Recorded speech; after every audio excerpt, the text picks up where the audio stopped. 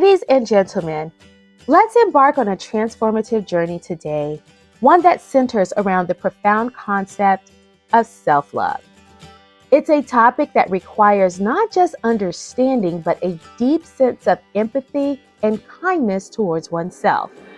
How much do you truly love yourself? Self-love goes far beyond the surface, beyond the external markers of success, wealth, and appearances. It's not about celebrity status or materialistic possessions. Self-love transcends those superficial measures that our negative minds may conjure. Instead, it's about recognizing your intrinsic worth. Self-love is about standing tall in your own identity, acknowledging that you don't need the approval of others to see your own value. It's declaring, I love me independently of whether you love me. I believe in me. I know my self-worth. I am here and I have a purpose. This kind of love is not confined to the realm of external validation. It's an internal flame that keeps burning, regardless of the circumstances or the opinions of others. It's about acknowledging your innate value as a human being and embracing the unique purpose you hold in this world. Self-love also involves forgiveness, a gift to yourself. It means forgiving those who have hurt you, be it your parents, past relationships, or anyone else who might have caused you pain. It means forgiving yourself. Forgiveness is not accepting that what happened was okay. It's accepting that it did happen and asking, what do I do about it? Forgiveness is about letting go of the hope that the past could have been different and breaking free from the chains that hold you prisoner. It's a profound act of self-compassion, allowing yourself to heal and move forward. In the grand tapestry of life, every experience is transient. It's not here to stay, but to pass. The challenges you face today, no matter how extreme, are not permanent fixtures. They are chapters in the journey, not the entire story. To achieve self-love, you must be willing to honor the past, to let go of its grip on your present, and to use it as a stepping stone towards a brighter future. You have to release the heavy baggage of resentment and regret, and instead focus on personal growth. Throughout the process, remember that you're not alone. Seek the support of trusted critics, those who care about your growth and development. These individuals may offer feedback that can be tough to swallow, but it's the medicine needed for your growth. It's natural to want all feedback to be positive, but that's not the path to growth. We're not perfect, and our personal evolution often hinges on confronting our flaws and blind spots.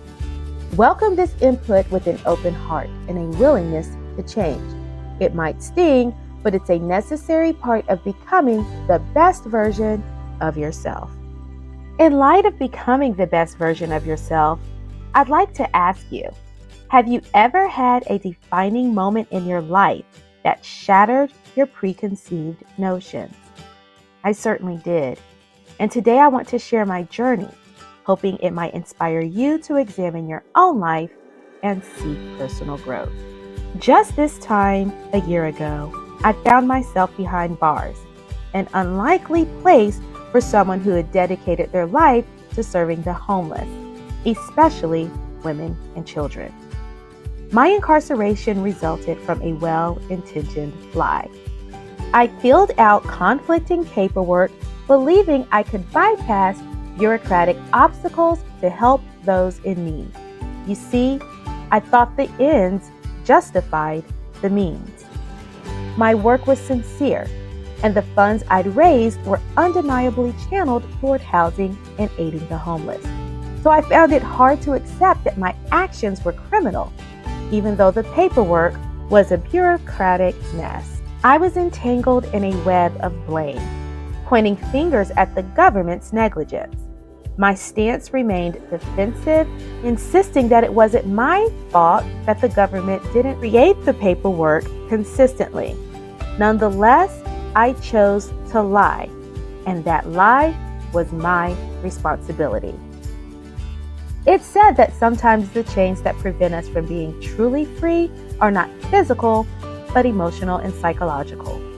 My incarceration, in many ways, was more emotional and psychological than the physical confinement. This journey wasn't about escaping from physical shackles. It was about breaking free from the limitations of my own mindset. The pivotal moment came when I allowed myself to confront my own shortcomings and accept that I had erred despite my noble intentions.